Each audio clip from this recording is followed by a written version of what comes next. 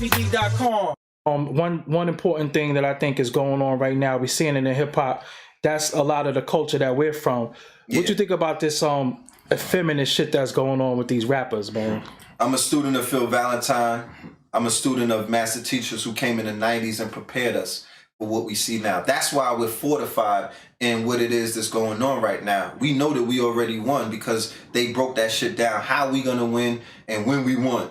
You know what I'm saying? So this was already broadcast and forecasted. Like the weatherman gives you the weather, Phil Valentine and them. Go to YouTube, go to Google, and I suggest you look up, not because there's a white Phil Valentine, Dr. Phil Valentine, Melanin Moore. He been on Forbes. You know They know who he is. So he already told you what was going on. The effeminization, the homogenization of the African male. It's called population control. It's genocide. It happened through the crack era. It was a chemical war. It was a genetic war. You know what I'm saying? The fast food shit, the 40 ounces, the crack cocaine, which basically genetically changes chromosomes, the motherfucking baby bottle, the Similac, all of that shit was it was chemically enhanced with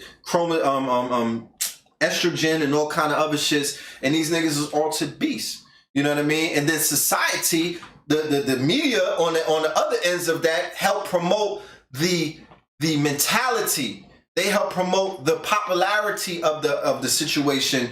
When in Rome, do as the Roman things. This is not an African thing. This is basically the homogenization. I come back again. If anybody comes from that dinosaur era, you know what we come from. You know what we stood for. You know what never existed. You know about the structure, and you know that the black family came under attack in the late 60s, early 70s. The bastards of the party, the children of the Black Panthers, the children of the Black Power movement were basically written off for destruction. That shit happened relentlessly through the crack era, the cocaine era, the AIDS epidemic, all of that shit. It's all warfare, my niggas, but you niggas don't realize that it's wars because you running behind, you know, you sleeping outside of fucking the house of Foot Locker waiting for your Jordans. You know what I mean? Or, you know, you just caught him in something else. No shit like that when we was little. We would have went there, though. We'd have robbed everybody. We would have laid down all you niggas in the beach chairs. The whole line would have got laid out. And if you niggas had hammers, they'd have took the hammers too. So stop talking crazy. You know what I mean? That just shows you this shit is just completely backwards. So we live in a bizarre world. We live in a Sankofa world. Shit is upside down. I know that I woke up and shit was just different. I don't know what the fuck happened. You know what I mean? But I am silver surfing through this reality into a better one. You know what I mean? When this shit is all said and done, nobody will say that red pill or blue pill put on a fucking dress or some high heels or some fucking highline makeup if I'm the last nigga on earth that's standing on my old twos. For all you sisters out there to promote that shit, kill yourself. You know what I'm saying? Y'all that's a fucking cancer to society. Y'all should be ashamed of the fact that y'all bringing these niggas into the world and y'all co-signing this shit and y'all promoting that kind of shit. These motherfuckers don't even want you. These motherfuckers don't even like you. These motherfuckers hate you. You understand? You being around men who can't even get a fucking erection around you. It's not biologically natural. You know what I mean? We just being scientists right now. 2 men don't make a motherfucking child. 2 women don't make, 2 moons don't make a son. 2 sons don't make a moon. I'm about pro-life. I'm about procreation. I'm about doing what the fuck my ancestors did. The reason why I'm here right now. Because if my father was a homo, if my mama was a homo, I wouldn't be here. So I give praise and honors to those who came before me. Don't be mad. It's just simple as that. I don't know any other way to say this shit. You know what I'm saying? Take some hormone pills if your shit is unbalanced. Put your shit back, right? Get your shit back. Get your shit back. You know what I mean? The way y'all Eat fucking properly. The way you take mollies and all this shit. Yeah, pop some fucking Dr. Sebi. Gave before Molly came out. Yeah, Dr. Sebi testosterone pills, and he got estrogen pills. You know what I mean? Pop them shits like they mollies and whatnot. Eat some better food. Stop eating soy. Stop eating fast food and all of that other shit, and you won't experience some of the things that's going on. You got to just do your research. It's online. Everything is online. We in the information age. It's a fucking deluge of information. Google is your friend. Google is your friend. YouTube is your friend. So, you know. All right, so that's what it is, man. Yeah, Yo, man. Peace to the originals, to the aboriginals, to the organic people out there, not to the plastics, you know what I'm saying, and to the GMO type people, because it's real in the field. It's just real in the field. You are what you eat. You eating GMO foods, that's some fake food. That's plastic food. Eventually, you will become fake and plastic. You know what I mean? You eat too much chicken, nigga, you be a chicken head one day. You know, so you gotta watch what you eat. You know what I'm saying? There's no coincidence that millions of white people are jogging into Whole Foods every day, and they don't go to C-Town with you no more. And they don't go to the fucking deli that they fixed up on your corner. You think that shit is like Whole Foods now because they got their stimulus check. White people don't even shop there. You know what I'm saying? Because they know that those foods is killing you. You know what I mean? It's specifically, you know, when it's specifically targeted to drop some motherfucking poison meat or some shit that was motherfucking shot with all kind of chemicals right off on Nostrand and Gates. You know what I'm saying? Or you know, on Mother Gas and like the tropical fantasies and shit. Tropical fantasies. You know what I'm saying? It's not all a conspiracy. You know what I mean? Right. So that's what it is, man. Just let them know. We on ForbesDVD.com. We on ForbesDVD.com. Check us out on blogtalkradio.com/Know the Ledge Radio. We broadcast live Tuesdays and Fridays, 9 p.m. to 12 a.m. Yeah. You can hit me up on KTLEmpowerment@gmail.com. You know what I mean? To find out more about what we got to offer. You know what I'm saying? Peace. You know what I mean? We got a whole bunch of websites, but, you know, I'll spare y'all for right now. That's what it is. You know what I'm saying? And shout out to Forbes DVD, Love and Light. All right? Raiders. Blech.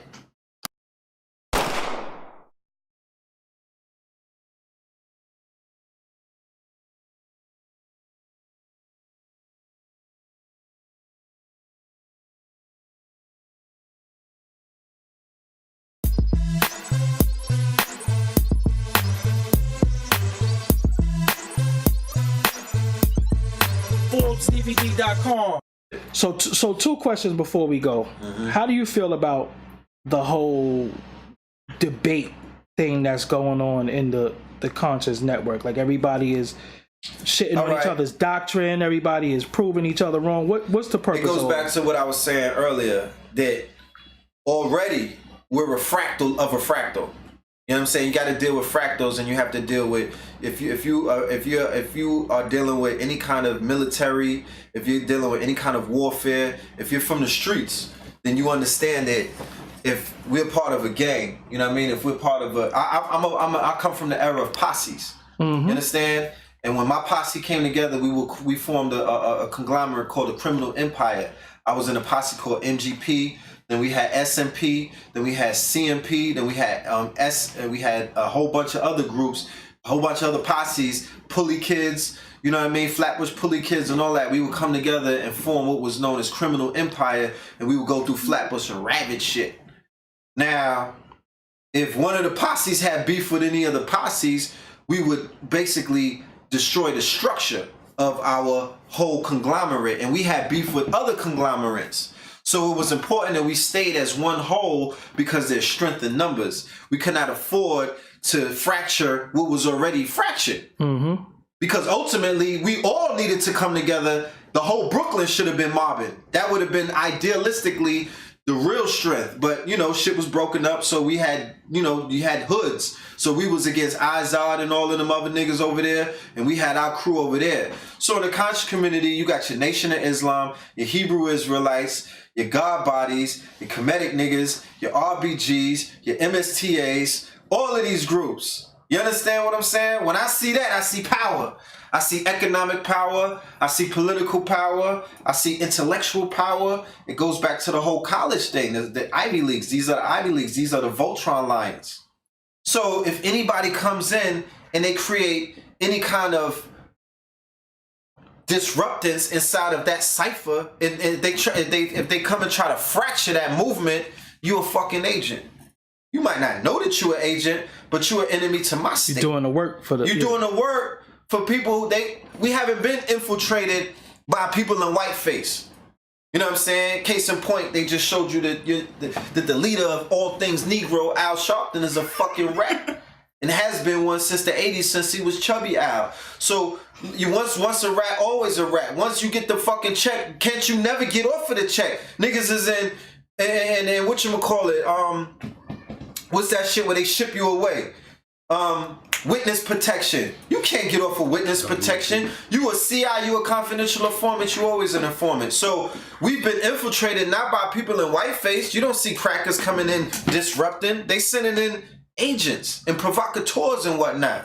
You dig what I'm saying? So the conscious community has been fractured by niggas who basically have come inside of the conscious community who wasn't built to come inside of this conscious community to have leadership roles in the first place. Because once again, I come from the LIU, the structure that was set, the stage that was set when we came in with A.A. Rashid, who might have been the last teacher to be sanctioned by the master teachers and the elders.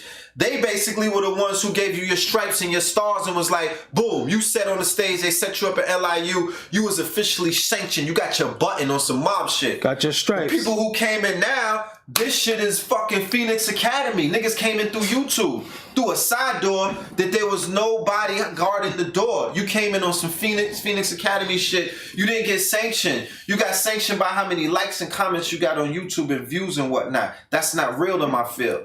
You dig what I'm saying? So when them niggas came in, what did they do? They ravaged everything that was built before them. You got niggas who came in on Drew Ali's shoulders, Elijah Farrakhan's shoulders, motherfucking Dr. Sabi's shoulders, and shitted on each and every one of them when they came in. Did talk shit about them, made clips about them, debated against them, and all of that stuff. It's almost akin to if Polite did a debate against Dr. York. I wouldn't fuck with that nigga. You understand what I'm saying? Because these are the shoulders that you come in on. That's your elder. So it would show me that your character is questionable. So a lot of these niggas is questionable, and they was lame before they got into the consciousness around people who are not really hip to the street life and hip to what it is to have integrity and all of that stuff because they not of that cloth. So you posturing in front of people who ain't really built like that. So they fall for the okie doke. And this shit is 10-minute clips on camera. You don't know what happens when the camera goes off. You don't know that half of these niggas is cool with each other. You don't know that half of these niggas be on 125th Street scheming and thinking of ways to get you niggas to come and fucking pay $10 to sit in the fucking auditorium. So it's corny. So shit is conscious wrestling. It's beyond conscious wrestling. It started picking up after Loaded Lux did the fucking shit with the nigga Calico. You gonna get this work? Niggas started, that was the revamp of the whole debate thing that, oh, this shit looks like it's, you know what I mean, I could do this inside of this community and gain the you know what I mean, I could get it popping in here, and that's not what this is about, family. You know what I mean? The only debate that I'm willing to see right now is whose economic system works. And that's the only debate that I want to see.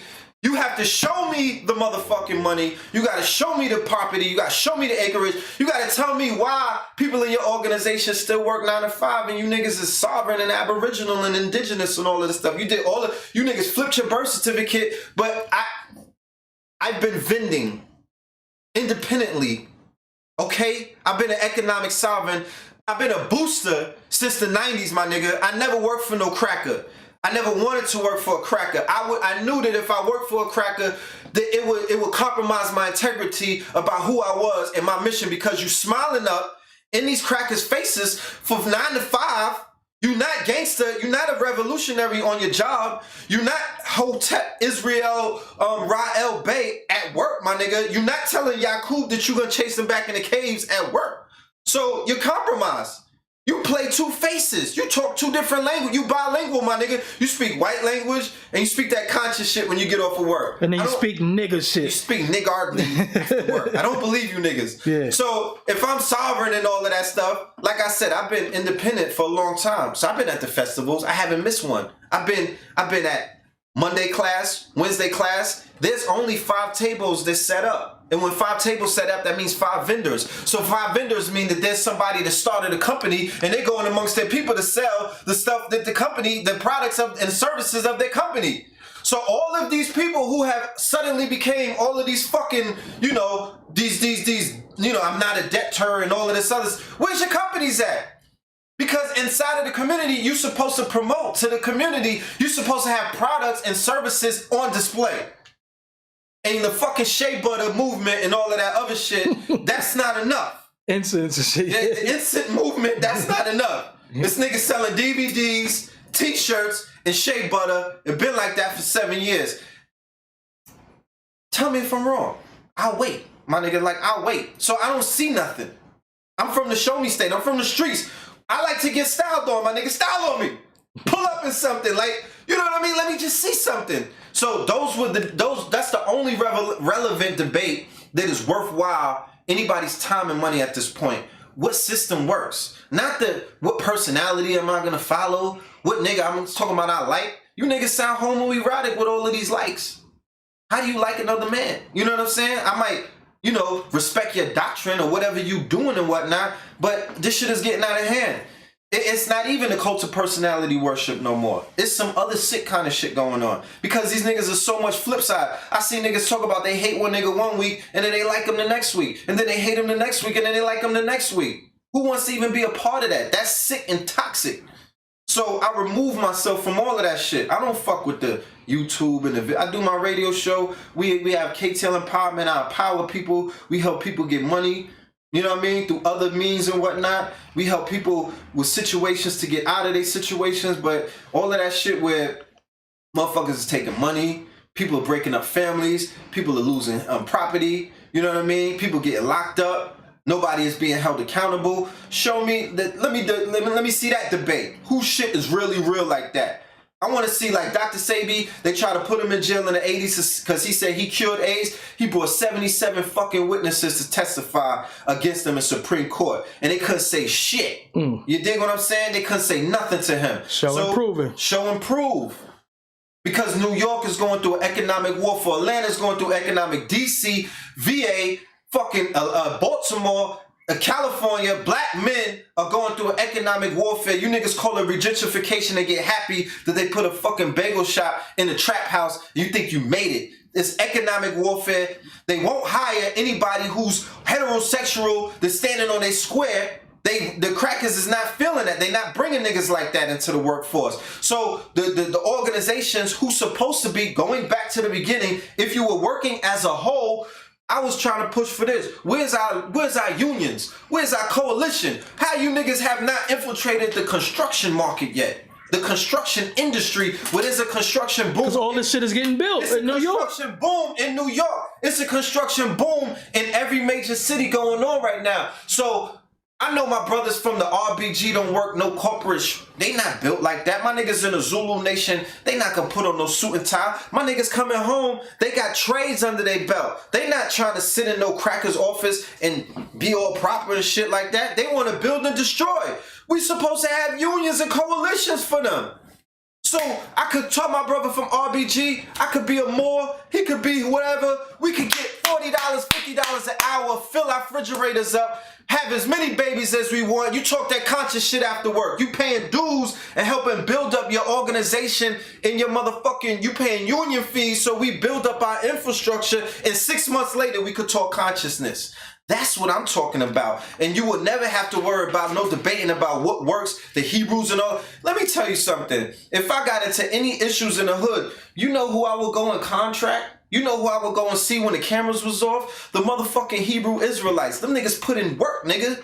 Serious. Them niggas put in serious work. So all you niggas is lame for cutting that shit off right there. That tells me that these niggas are not from the streets. You niggas is not cut from that dinosaur cloth. I just don't, I'm not seeing eye to eye with the movements that I'm seeing right now. I can't co-sign it. I have no problem going against every single one of these niggas with what they standing for. Cause it's not real right now. You know what I mean? And real will recognize real. I don't care about YouTube trolls. I don't care about popularity contests. I don't care about hurting feelings. It means nothing to me. Cause I know who the fuck I am and my team is strong.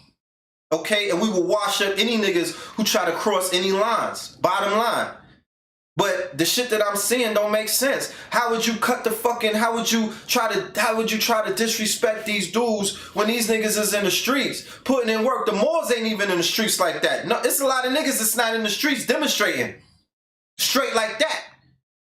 To stand in the streets in front of white people, Caucasoids, Popo, anybody, your own people, and to stand on your fucking square and to be in straight costume and uniform. Because I wouldn't really take them niggas serious if they had on some Old Navy t-shirts and jeans. Yeah. You dig what I'm saying? That shit kind of works for them. You know what I mean? And I seen them put in work. I seen them niggas put in work.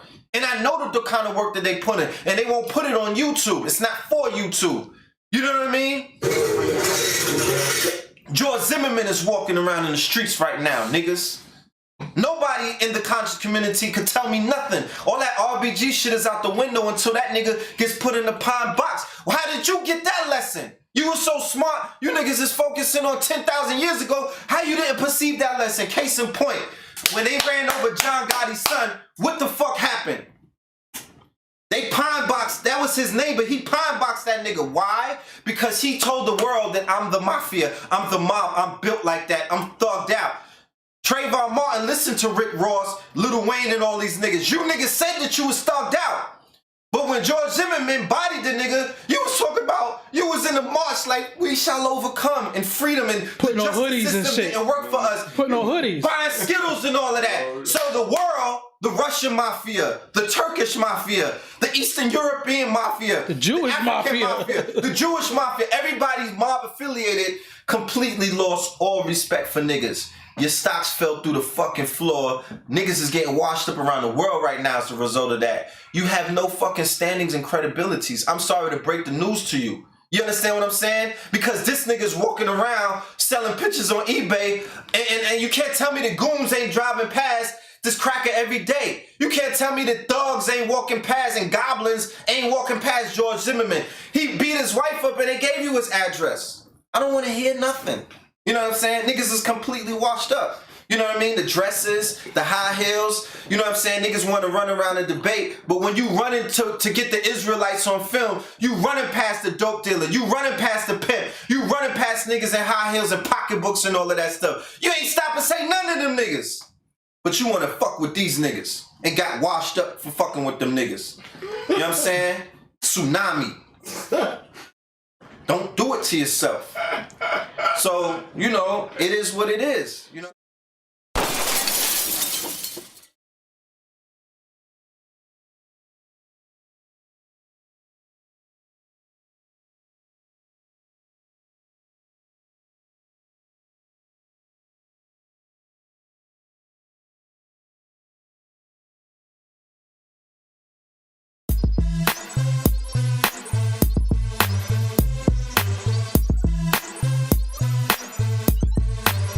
CBD.com. Yeah, what it is, people? It's your boy Doggy Dimes. I'm here with my motherfucking homie. Peace to the gods. Red Pill in the building. Know the Ledge Radio. Know the Ledge TV. KTL Empowerment. What's happening? Chilling, man. I'm glad to finally get you on the camera because we build on the phone, we talk, and we got a mutual brother, yes, Rashid. That God Body Fat Tantra, aka Kabbalah God, aka Rashid, the big bro, the big homie. You know what I mean? And you know, it's funny that when me and you originally met and we spoke, we didn't even both know we knew him. I didn't know you knew him, and then just like our universe connected, you know, due to the untimely passing of you know, his moms, and then I walk in the building, yeah, and you there. But we supposed to get up a few times, you know what I'm saying? I mean, it's all, you know, A alike, B alike, C alike. You know what I mean? It's usually 1 or 2 degrees of separation with real niggas these days. You know what I mean? So we all cut from that OG cloth. You know what I mean? We like the dinosaurs in this era right now. You know? And he was like, yo, I used to be in Clinton Hill all the time. I'm like, my hood? Yes, sir. So yeah, I used to be there. He said, yo, you know Cook Fats? I'm like, do I know Cook and Fats? Hell yeah. Those my big homies and shit. Yeah, so small world. Yeah, so with you, everybody know you and your brother. What's Red Pill's mission? What's some of your goals? Because, you know, me and you talked about, we don't really like the conscious community name too much. You know what I'm saying? Well, of course, I would, you know, refer to the conscious community as a conscious network. It's not a community. Yeah. Mm-hmm. You have to be, you know, very careful with the terms and the titles that we give certain things. It's a network, and it's to be utilized as a network. Right now, it's not being utilized as a network because people are not referring to it as such. They're referring to it as a community, so you have tribal wars and all kind of other shit that takes place in broken communities. Some of the people that refer to a community don't even live in a real community. They don't even know what community is. They don't know communal economics. They don't know common unity and things of that nature. So I'm a part of the Conscious Network. We started this, you know, many moons ago. You know what I mean? One of my first teachers was my Umi Hafisa, you know what I'm saying? Dr. Sabi. This is in the 80s when this shit wasn't cute, you know what I mean? When we were completely looked at as social rejects for being smart, you know what I mean? Now, we dumbed ourselves down back in those days to be a part of something where everybody's trying to be what we dumbed our down. Well, you know what I mean? They trying to. It comes back around. Now they want to be deep. So it's interesting. And what me and my brother do is we disseminate information. You know, we stand firm on the shoulders of those master teachers and elders who actually broke down those doors and let us come inside and whatnot. So we pay homage to our teachers, Phil Valentine, Dr. Phil Valentine, Bobby Hemmett, Delbert Blair, Hakeem Bey, Taj Tariq Bey, Dr. Sabi, Queen of Four, you know what I mean? And many of the other teachers that I may not name in that short, you know, in this amount of time, who have put in decades of work, you know what I mean? Millions of hours of research and things of that nature before Wikipedia, before Google, before the internet, you know what I mean? In libraries, breaking books open, A.A. Rashid, you know what I'm saying, in a box, you know what I mean, with a light under the door, writing books and things of that nature. So, you know, I'm more so with the pillars, you know what I mean? As the pillars, as the blue pill and the red pill, this is the matrix, you know what I'm saying? Especially with living in this whole cyberspace digital world, what we do is we are the pillars that, you know, we basically bring in the information. We offer, you know, we're the highway, we're the information highway that the teachers are able to come through. That's what we've done with our YouTube channel that we started in, I believe it was 08, Know the Ledge TV, and then we parlayed that into a Blog Talk radio show that has been successful for 5 years on Blog Talk Radio, which is Know the Ledge Radio, and the format that we created to demonstrate unity, not just talk about it, not just, you know, pontificate about what it would look like. We formed a show where it's my brother on one side and it's me on the other side, and every single show that we had, we'll bring a different guest on. It does not matter what school of thought that you come from, because that's akin to us being in Ivy League schools or colleges and whatnot. You have Harvard,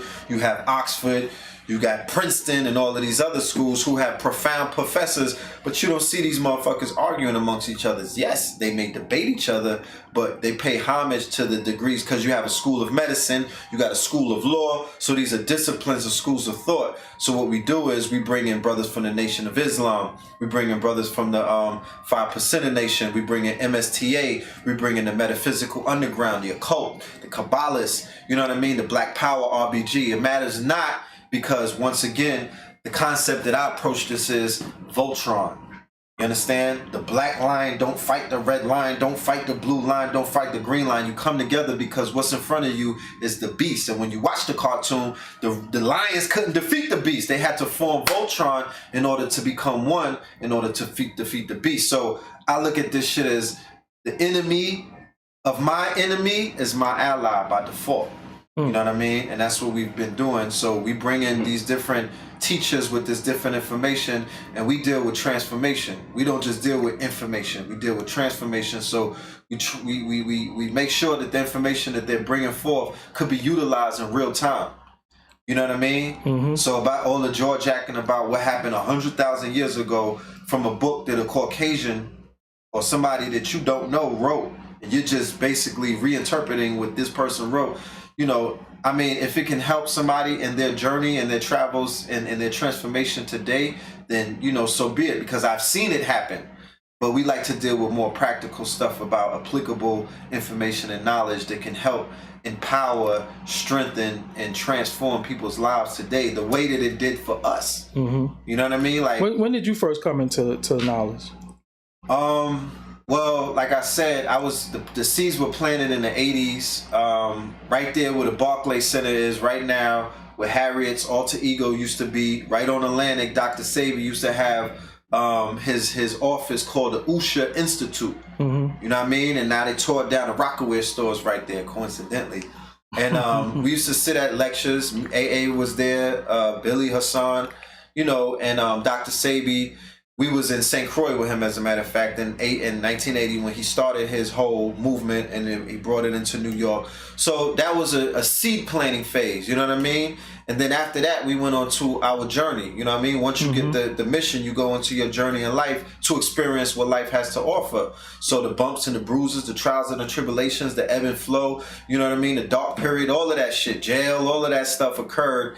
And then we were reintroduced to it through the lecture circuit, which started its rise and its prominence in the early 2000s at LIU and also at the O'Berry Dempsey Center in Harlem.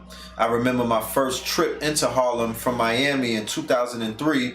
I was on 125th Street just talking, building. I met Sinetta. I met a brother by the name of Nova Felder. He told me, well, we're having an event later on that night at the O'Berry Dempsey Center. Brother by the name of Dr. Ben is going to be there.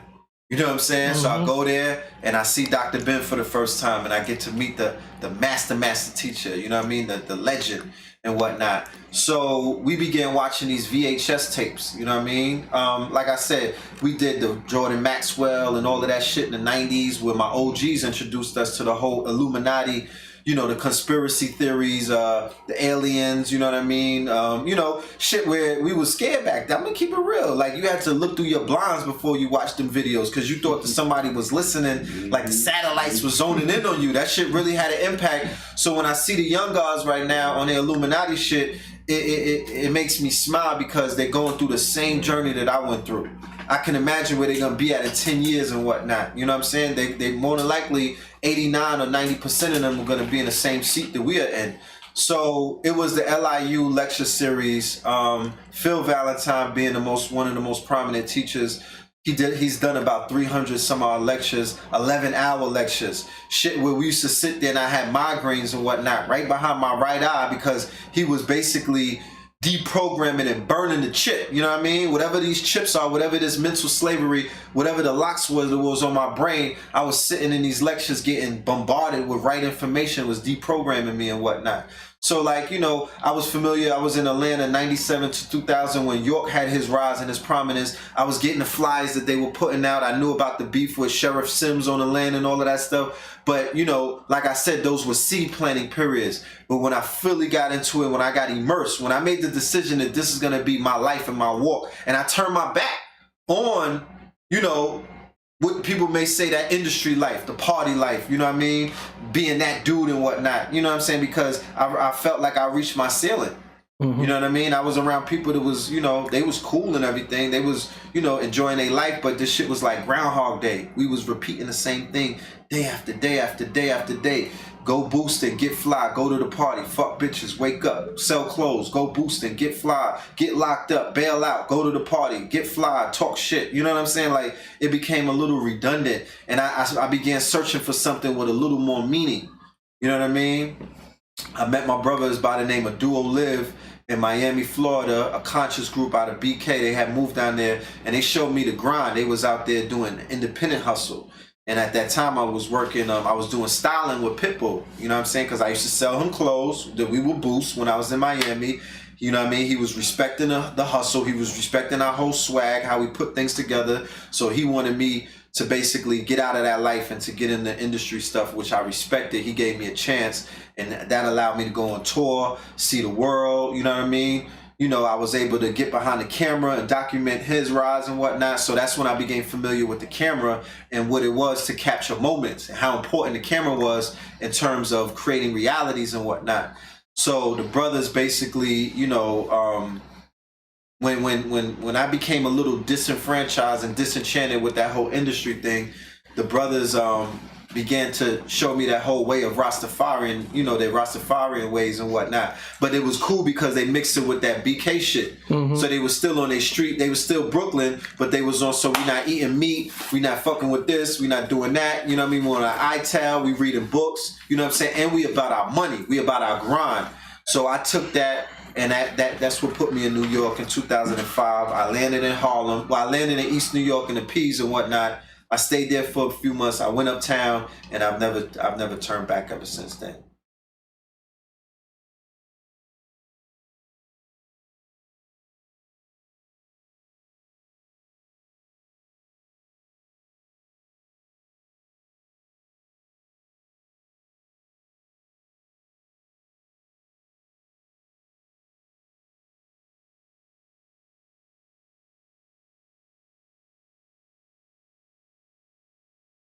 Culture Warriors segment tonight. Did you know some colleges have to tell their students they can't have sex in front of their roommates? You know that? Happening.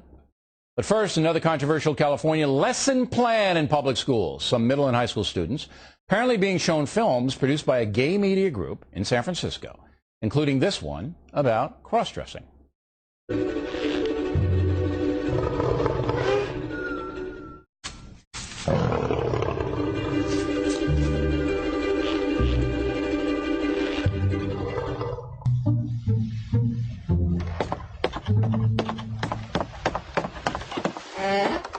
It was an itsy bitsy teeny weeny yellow polka dot bikini that she wore for the first time today. An itsy bitsy teeny weeny yellow polka dot bikini, so in the locker she wanted to stay. Brilliant. Joining us now from Charleston, South Carolina, Fox News analyst Margaret Hoover. And here in the studio, Fox and Friends co-anchor Gretchen Carlson. You know, people who live in other parts of the country, and they're going, are you kidding me? We're not kidding you, ladies and gentlemen. California public schools, all right? Here's the point. Students sit there. Here it is. Now, I guess it's the tolerance thing again, right? Oh, come on. Well, that's how it's being marketed. Okay, but let's walk through it. It's being marketed by the California public school authorities as teaching their students to be tolerant of all lifestyles, including this person wearing women's clothes. He's a guy. Right. That's what the intent is, correct? Well, the problem is, and first of all, nothing against gays, lesbians, or transgender people, but there's a time and a place for everything.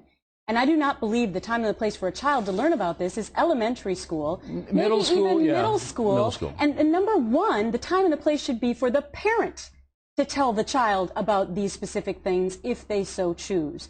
Why is it always that the parent has to opt out of these particular programs at school? And by the way, in this California case, the parents didn't even know about these videos. Yeah, they just dropped down the kids. Can you imagine that? I don't know how you'd feel about your kids seeing this at school without your knowledge, but I would be outraged. Well, I'm not happy about this at all, Hoover, because, again, it's a social engineering project in the public schools. The parents don't know about it. I don't want cross-dressers to have a hard time in their lives. I certainly don't want any bullying of gay people, and I think it's a problem, and I think it has to be addressed by the school authorities. But you're basically social engineering. You're not teaching anymore. Am I wrong? Right. No, you're right. And also, sexuality studies has no place in an elementary, middle school, or high school curriculum. That's like an elective in college. This is not to be taught in our public schools. But they have sex ed all day long in public schools now. They have sex ed all day long. Right. And you know what? And that's why, you know what, not all day long, but they need to be teaching kids the Gettysburg Address and the American presidents. And you know what, the California kids could take a lesson in finance or two, and maybe their state legislatures would learn how to balance their budget. But let's deal with reality. I mean, this is a problem. Let's deal with reality. They have sex ed. It's in the schools. It has to be in the schools. We understand why, because you get a society that's fairly permissive, and children are becoming pregnant, and they're getting abortions, and they're having babies. And the school has an obligation in a health situation, all right, to say, look, here's what's going on, here's how you can prevent it, here's why you shouldn't do it. The Congress is going to pass more abstinence money that drives the left crazy, but that's happening. But this, Hoover, this is social engineering. This is basically saying, look, you kids, there are cross-dressers, and you should be accepting of them. And kids are going, what's cross-dressing, and why am I watching this? Exactly. And about 1% of the population maybe cross-dresses. It's probably even less than that. So again, why are we catering to a very small percentage of society? Because they have a lot of power, and the loopy educational people don't. I just know my kids have a tough enough time figuring out regular, married man and woman, and to introduce this at a young level just complicates matters. Hoover, you went to Stanford University, right? No, I didn't. I went to Bryn Mawr College. Oh, Bryn Mawr in Philadelphia. I thought you went to Stanford. Okay. I did. You went to Stanford. I'm sorry. I got the Culture Warriors mixed up. It confuses the Culture Warriors. You don't have individual identities. Carlson went there. You went to Bryn Mawr. Okay. You get it. All right. Now, Tufts, outside of Boston, issued their 2010 student handbook. And in the handbook, it says, quote, Hoover, students may not engage in sexual activity with your roommate present in the room. And sexual activity within your assigned room should not ever deprive your roommate of privacy, study, or sleep time. Now, when I went to Marist College, my yearbook said, if you get drunk, we're throwing you off campus. They didn't have to say this, okay? That's So, what, you know. I hate to break it to you, but since the olden days when you were in The college, olden days. kids now, It's kind of like Death Valley days. Kids, Bill, have way more sex and way less manners. And this Wow. actually is probably a very useful rule for kids to think, It's wow, I need to be unbelievable that they have to respectful put that in the of other student people. handbook. Come on. I think that this is a necessity, actually. Really? Yes, I think it's totally disrespectful to your roommate. Of course it is, but shouldn't everybody know that? No, are you kidding? No, but they don't know We that? live in the me society now. Are you kidding? Wait, you're sitting there and you're telling me that college students don't know you're not supposed to have sex in front of your roommate? Are you sitting there telling me that? Why is that so shocking? Because they're stupid. How did they get into college? Oh, That's please. stupid. Come on. I think that's being naive, that you don't think that it might actually You're have telling me sex that college students don't know they're not supposed to do that. I'm telling you that they're doing it. Well, they may be doing it, but they have to know. Am I wrong, Hoover, that it's stupid, wrong, whatever you want to say? Look, Intrusive? most people know that it's disrespectful. Most people know that it's disrespectful and perhaps intrusive. However, if you don't lay out some ground rules, then how is the RA going to be able to go to the kid who did it So you and have say, to- look, you have to you define were it in order to disrespectful. So you punish have to put it. the rules impossible out to there. enforce, So though. that's not even punishing, This but is impossible to it is enforce. impossible to enforce. But you have to have residential rules, and this is one of them. Not necessarily obvious. Okay, here we go. Newsflash. This is College America. kids have sex. I got it. Okay. Look, I got it. Just the olden days, ladies and gentlemen. I think they were.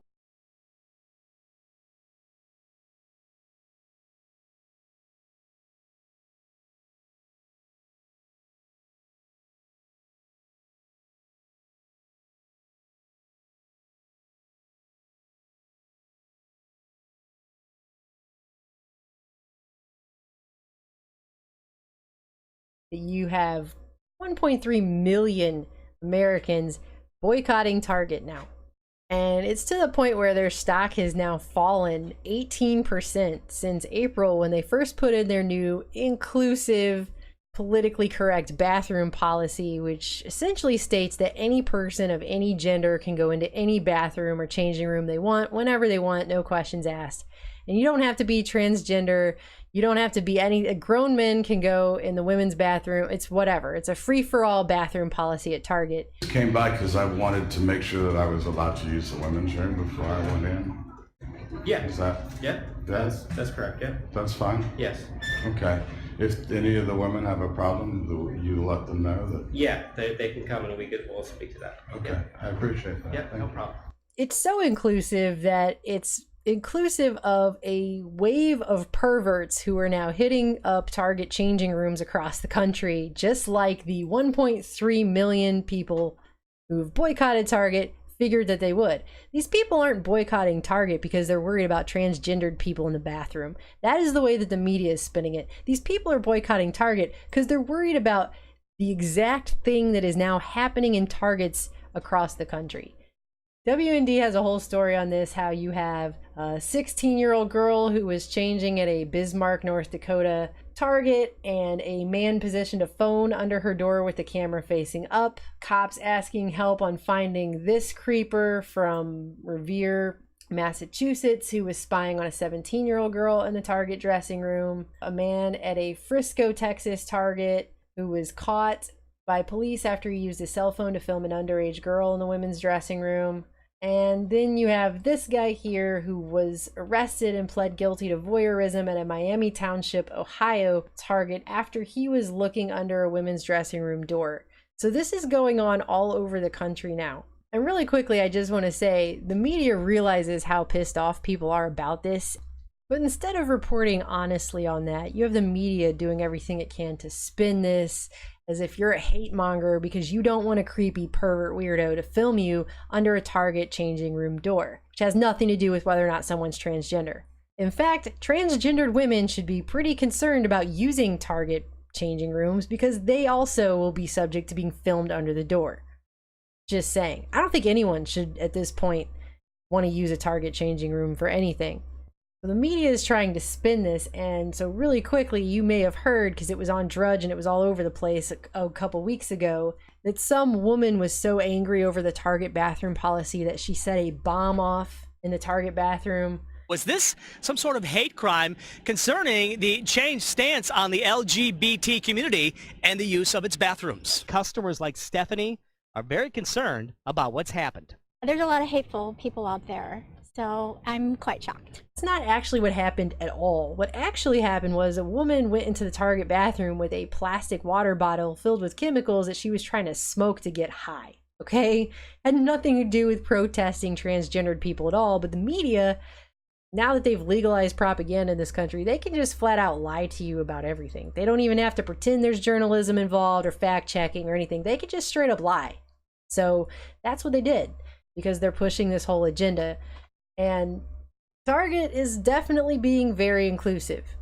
And by inclusive, I mean inclusive of perverts in their changing rooms that are filming people. And the bottom line is, if you're a female, or if you have a wife, a girlfriend, a mother, a daughter, an aunt, a grandma, female friends, your cousin's sister's mailman's friend of a friend's neighbor is a woman, transgendered women, anybody, just know if you go into a woman's changing room, you are now fair game for creepy perverts with cell phones to film you, because Target doesn't give a crap about actually protecting any of those people. It only gives a crap about being inclusive and diverse. So probably want to avoid the Target changing room, or better yet, just boycott it altogether, like the other 1.3 million Americans who knew this was going to happen back when they first announced it.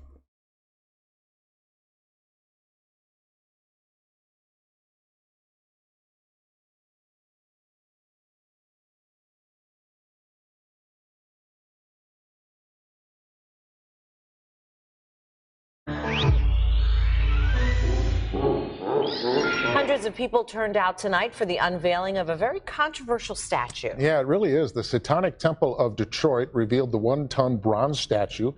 Their message, they say, more about laws protecting religious freedom than about Satan. Priya Mann joins us live. Priya, I know there were some protesters out there this evening. Did the event remain calm? Steve Sander, Detroit police say this was a relatively peaceful event. There were a few protesters early on that tried blocking the doors so people couldn't get in to get tickets. They were told to step back, which they did. The Satan statue will be unveiled tonight at a secret location.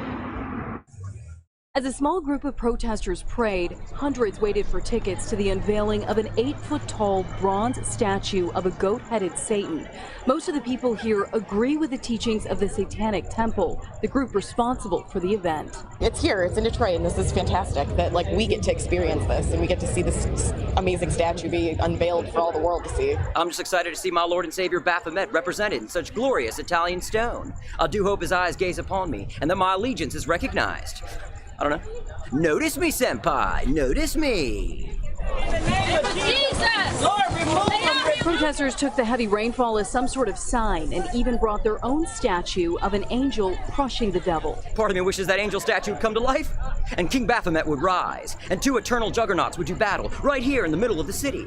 But for what is this battle raging, you ask? I don't know. What stands at the center? To that I say, my soul is at the center, offered up to the ageless ones, only to be torn in twain.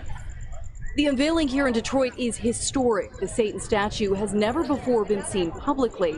The Satanic Temple says the statue is a symbol for what they advocate, the separation of church and state. It's like you can't have one without the other, you know? Like I'm equal parts God and the devil. A cloak of shame covers this man, and only supreme light will wash my body clean. But how could that light possibly reach me with the thick clouds of indecency that surround my poor soul? So I carry my wrongdoings on my back like some kind of tormented hiker, lost in the hills of misfortune, looking desperately for that peak to rescue him from the valley of depraved habitual self-pleasuring. But again, I find nothing except for sweaty, devastated loneliness and 1,000 judging eyes staring back at me from the cover of a stolen Victoria's Secret catalog. I didn't take your mail, Mrs. Pemberton. Stop asking me that. Leave me alone.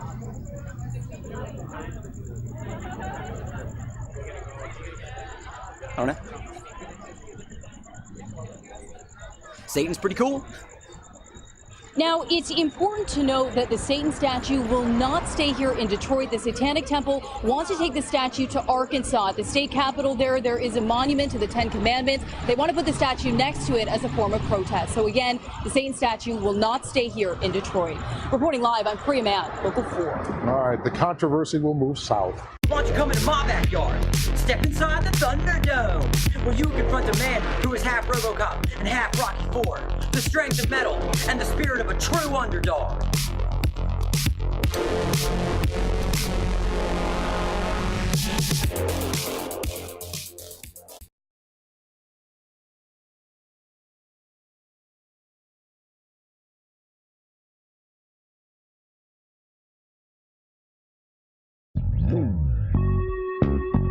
Only God can judge me. That right? Only God, baby. Nobody else. Nobody else. All you other motherfuckers, get out of my business. Well, more than 100 people gathered at the Arkansas State Capitol for the Satanic Temple's rally for the First Amendment. Just hours ago, the organization unveiling Baphomet statues. Our Maureen Glisevig tells us why they say this was a rally about rights. Maureen? Well, Janelle, it was quite a spectacle when folks gathered here hoping to bring a Satanic Temple monument here on the Capitol grounds. Meanwhile, church members just right across the street holding signs hoping to spread God's love. An 8-foot Baphomet statue unveiled at the Arkansas State Capitol for the Satanic Temple's rally for the First Amendment. Sincerely. Religious freedom isn't about just one group of people's beliefs. It's about an inclusive idea that everyone can choose whatever it is, whatever religious affiliation or whatever belief system. I don't know why it's not important for everybody. I mean, I stand for religious freedom, and I mean, that's all you really got to say. And while members and supporters of the Satanic Temple want to see their statue on the Capitol grounds after lawmakers allowed for the Ten Commandments monument, church members at Thursday's rally telling KATV they're hoping to spread faith. God loves them and we love them. This is the best scripture that there is, John 3:16. God loves us and he loves everyone. That's what the message that we want to get out is all about, love. These people are here in support of their beliefs, and I'm here in support of mine. Fortunately, we live in a country that allows freedom of speech, freedom of religion. I may not necessarily agree with their faith, but I respect it. And the lawmaker that helped create the law for the Ten Commandments tells KETV this rally was just about creating chaos. These people who are using fake names, fake arguments, coming into Arkansas to take advantage of gullible people, take advantage even of some good people by misinformation, it's just meant to bring chaos and bring attention to themselves. And they will blow in here and they will blow out of here. And as I've said before publicly, no one in Arkansas has to worry about this monument being forced upon us.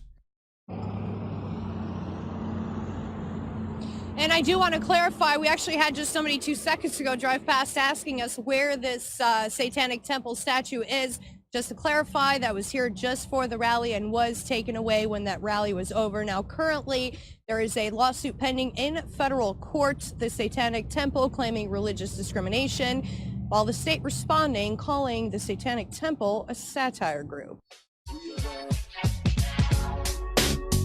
Only God, man. That's real. Everybody else. Man.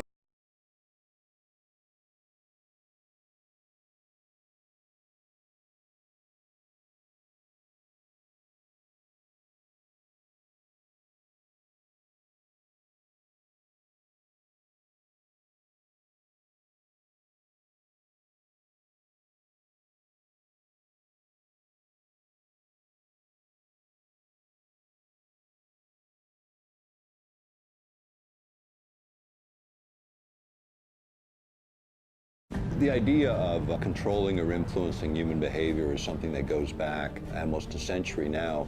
And when you think about an instrument like harp, think about it like a tuner or a primer on a bullet. It captures some of the localized energy and amplifies the signal by 1,000 times. And then you use the earth itself as the key to your weapon system.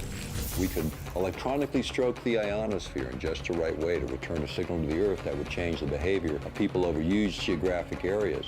This is what HAARP can do today. So 1/50th of what the Earth produces is enough to influence the behavior of human beings without any kind of implanted device or mechanical or electronic device attached to a human being. Over 500,000 Americans have been used in human experiments over 4 decades, mind control and other experiments, without their informed consent. And no one's been put on trial for that. No one's been held accountable for that.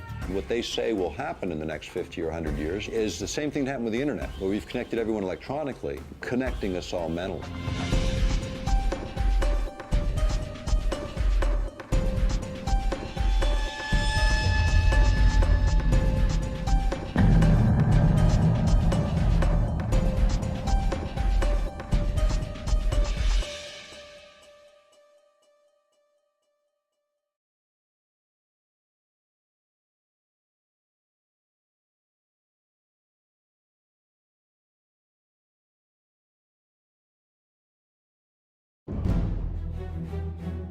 Are we controlled? To what extent and by whom? How does that control impact humanity, its existence, and its future? C.S. Lewis said, when training beats education, civilization dies. We need to always be cognizant of, as a free society, that information can be used as a weapon. Barrier to discovery is not ignorance.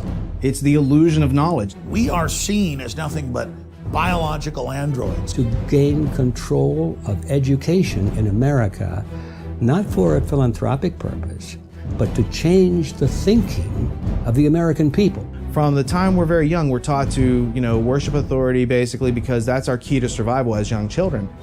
State of Mind uncovers the manipulation, the shocking and suppressed agendas at work. From the anvil of compulsory schooling to media and entertainment, we are kept in perpetual bondage to the ideas that shape our actions.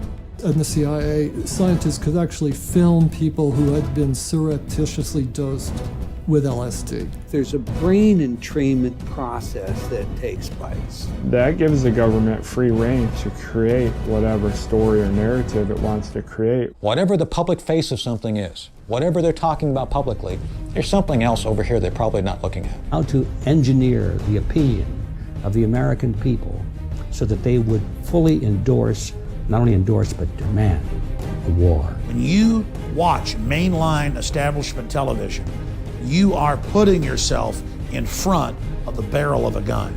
Will we choose our own path or have one selected for us? State of Mind unveils the answers that may decide whether humankind will fulfill its destiny or be forever chained to their masters. That's mind control par excellence.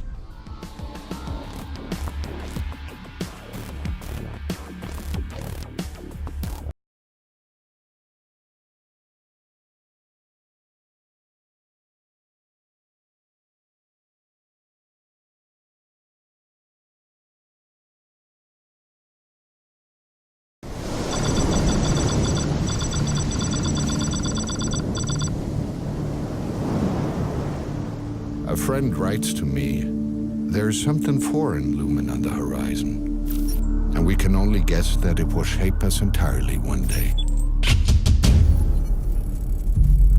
2013 is really when it took off. The police department came up with more than 400 individuals who were most likely to be prone to violence, either as a victim or a perpetrator, and they were chosen through mathematical algorithms.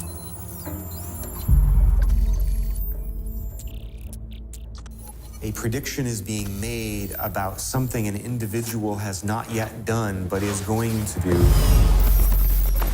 And a preemptive arrest is made of someone before they've performed an act. Mr. Robert McDaniel? Yes.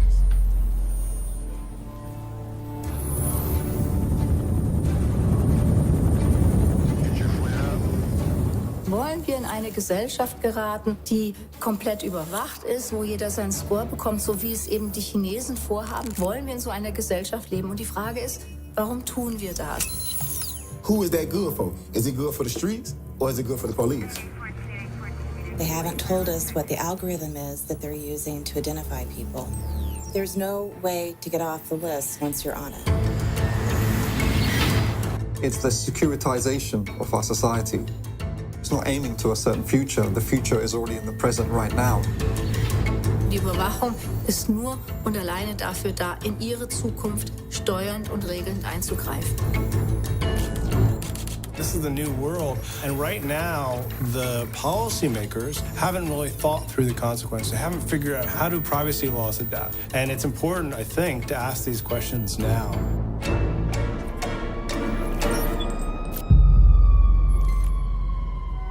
What about when they got your son? When they got your daughter, your child, when it's you? It don't affect nobody until it come knocking on your door.